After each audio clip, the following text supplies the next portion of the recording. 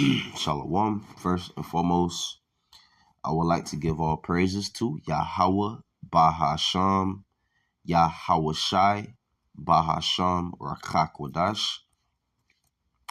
Double honors to the apostles at Great Millstone, and to the bishops, and to the elders. All right, Shalom to the elect, the chosen of the nation of Israel. Shalom to the elect of the nation of Israel here in America, and also that's scattered throughout the four corners of the earth. To you, I say shalom. Shalom to the very few sisters out there that do listen. Shalom. Shalom to the sincere believers. This is Second Esdras chapter 13, verse 1. And it came to pass, after 7 days, I dreamed a dream by night. And lo, there arose a wind from the sea, that it moved all the waves thereof. And I beheld, and lo, that man waxed strong with the thousands of heaven.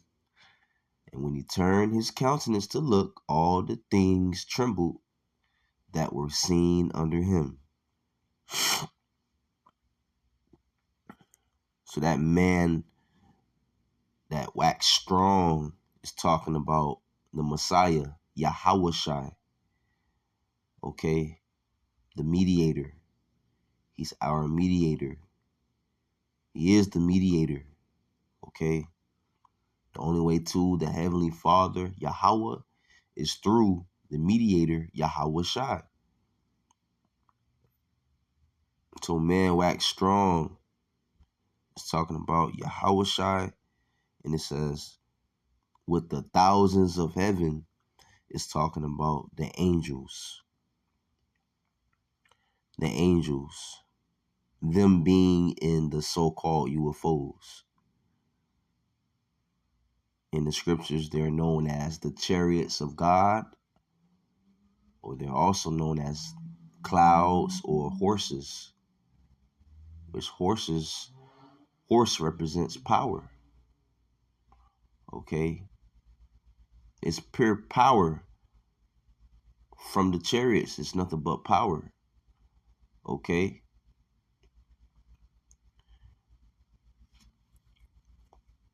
Esau technology cannot do nothing to the chariots. All right.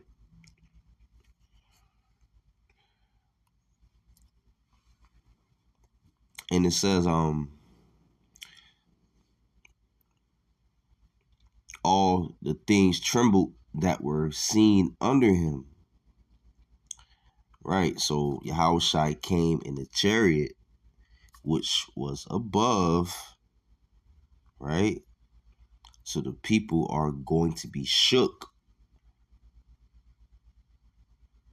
Okay. They're going to see the chariots, and they're going to be shook. All right. Which, when you get Psalm 68, verse 17, it says, the chariots of God are 20,000, even thousands of angels. The Lord is among them as in Sinai in the holy place. The chariots of God are 20,000, even thousands of angels. So you have to understand that in those chariots, the so-called UFOs, there's angels in those vehicles. Okay? Some people see them, some people don't. But they've been seen. People recorded chariots in the sky. Okay? And people in the world, they don't know it's angels in those chariots. They just think there's aliens in those chariots, but it's not. Okay? And let's go back to 2nd Esdras chapter 13.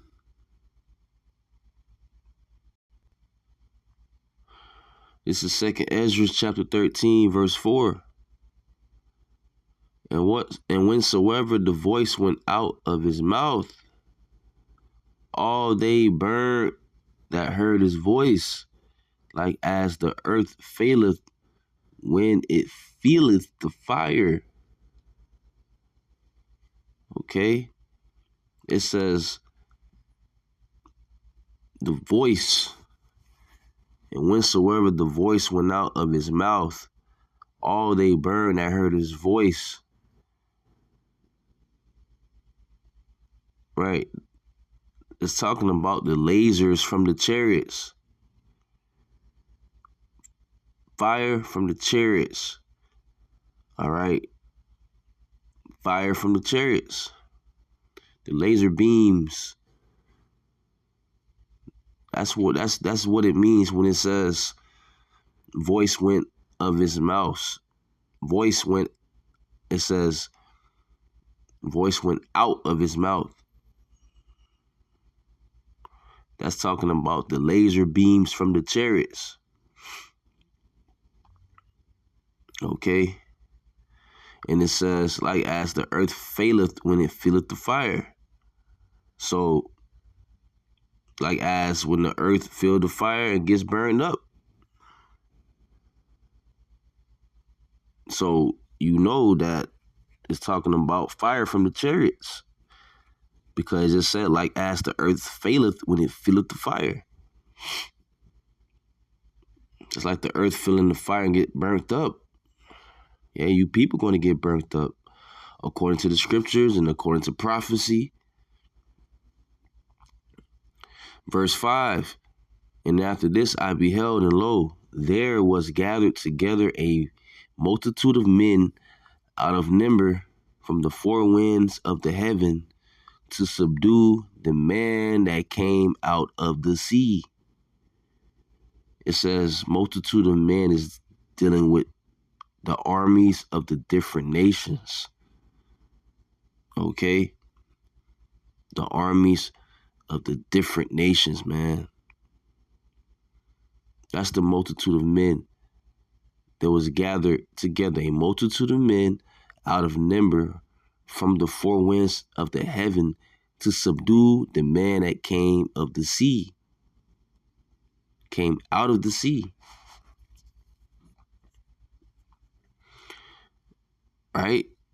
Verse 6, but I beheld, and lo, he had graved himself a great mountain and flew up upon it. A great mountain is talking about Yahweh's chariot. Because Yahweh is coming back on a spaceship, a very big chariot, a very big spaceship, the fathership, if you will. All right. And it says,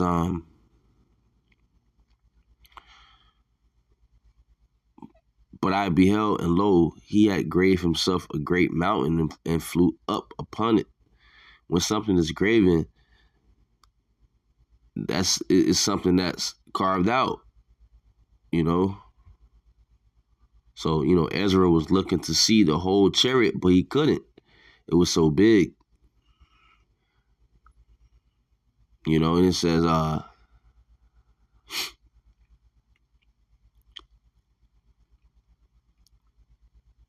verse 7, but I would have seen the region or place where out the hill was graven, and I could not.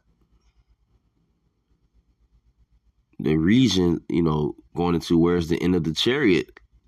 So he's trying to see the whole chariot, but he couldn't. It was so big. He seen some of the chariot, but not.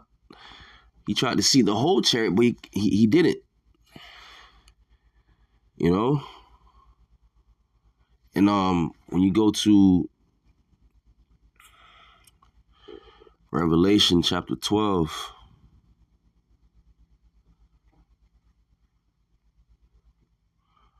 Revelation chapter 12, verse 7. It says, "And there was war in heaven. Michael and his angels fought against the dragon, and the dragon fought and his angels, and prevailed not, neither was there a place found any more in heaven." Right,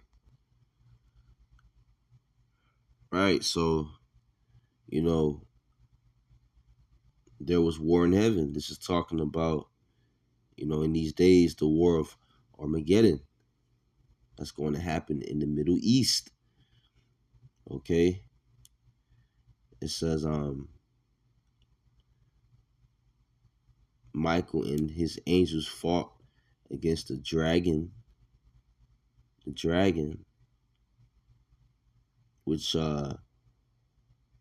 know, the dragon is the Roman Empire, which Edom is the modern day Roman Empire, because this is the revival of Rome, and this has been ruled and ran by Edom.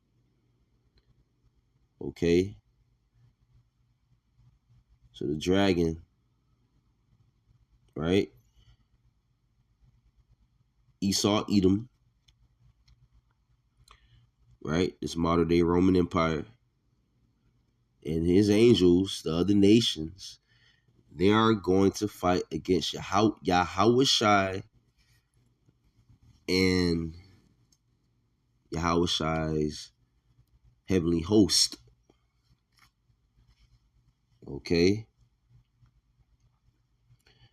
And they're going to lose. Who's going to lose? Esau and these other nations.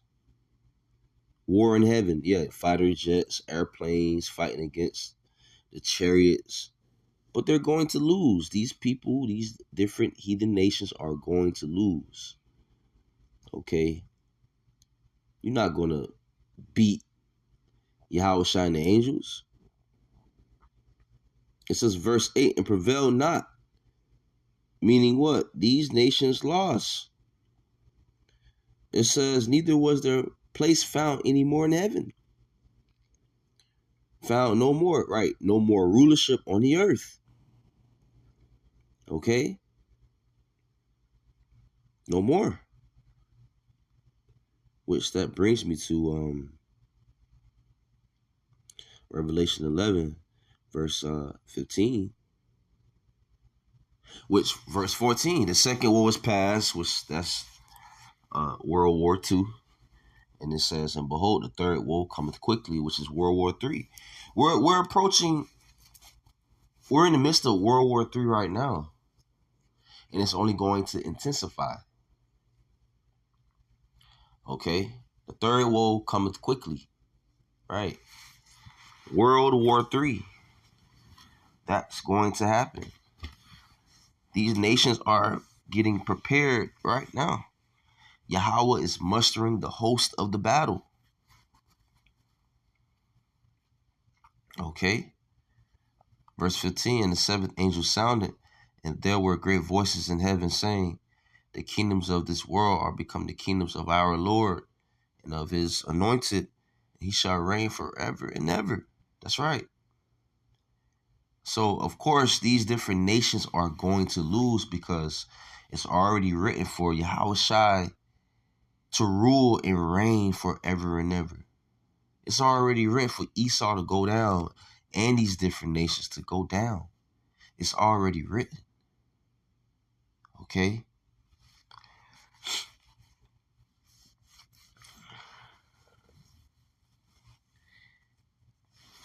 When you go to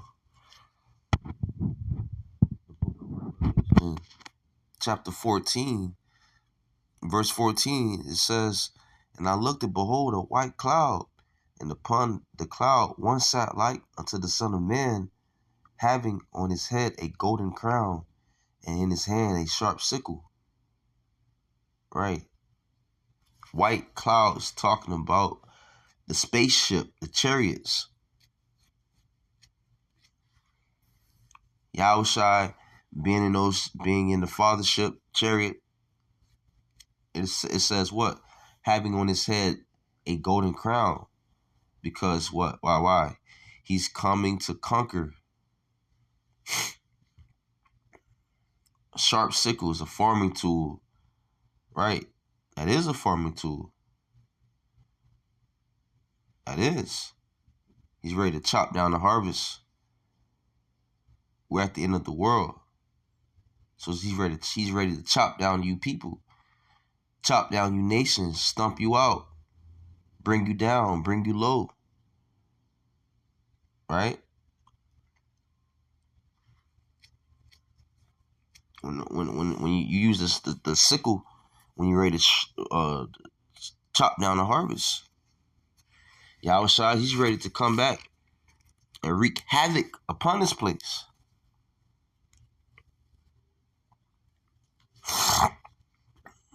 Let's go on back to second Esdras chapter 13.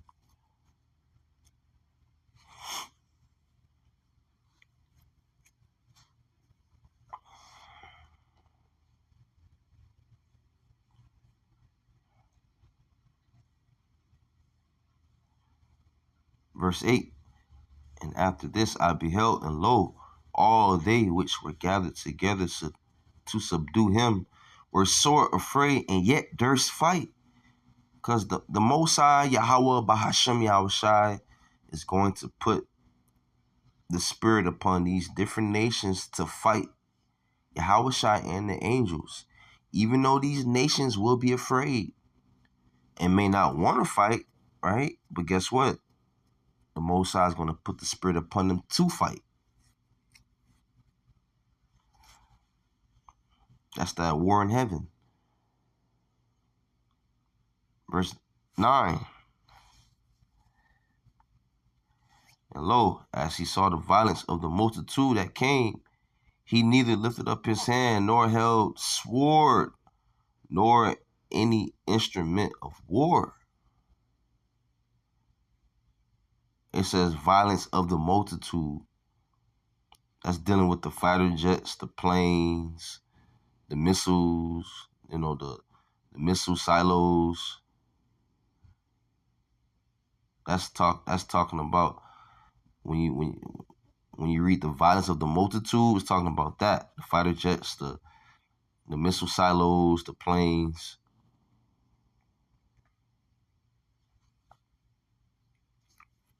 Right?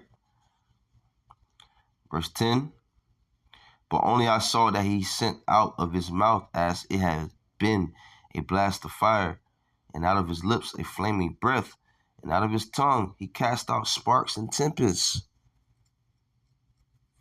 This is talking about the laser beams. It's speaking about the chariots. It says a blast of fire, flaming breath, tongue, cast out sparks. It's talking about the laser beams from the chariots, the fire from the chariots. This place of America going to get destroyed by nuclear missiles and the fire, the laser beams, and the fire from the chariots. Okay? Also, those people those different nations that's going to fight Yahushai, they're going to get burnt up. And we're reading about it right now in 2nd Esdras 13. We're reading about it.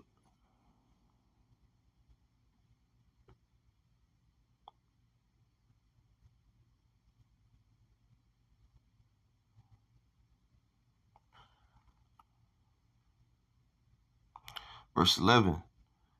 They were all mixed together, the blast of fire, the flaming breath, and the great tempest, and fell with violence upon the multitude which were prepared to fight, and burnt them up every one, so that upon a sudden of an innumerable multitude nothing was to be perceived, but only dust and smell of smoke. When I saw this, I was afraid. Right, when Ezra seen this vision, he was afraid. I'm pretty sure he was afraid. That's a dreadful day. That's a heavy vision. All right, so the armies got burnt up by the laser beams. That's what it is. The armies got burnt up by the laser beams. It says what? The blast of fire, flaming breath, and the great tempest all fell with violence upon the multitude which were prepared to fight, and burned them up every one, so that upon a sudden of an innumerable multitude nothing was to be perceived, but only dust and smell of smoke. When I saw this, I was afraid. That's right.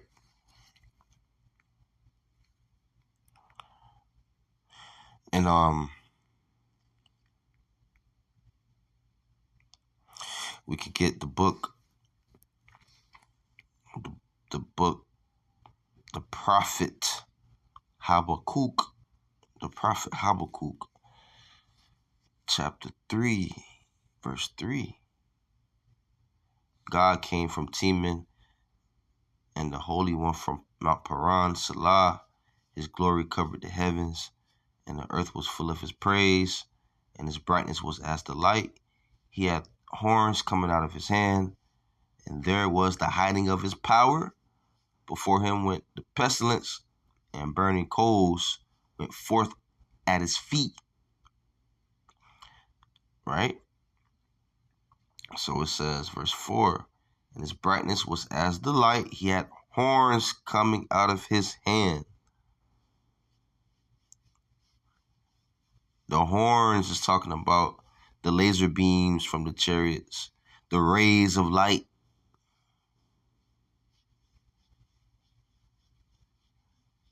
He had horns coming out of his hand. The hand represents the chariot. So laser beams from the chariots, fire from the chariots, thunderbolts from the chariots. Before him went the pestilence, and burning coals went forth at his feet. Burning coals. There you go.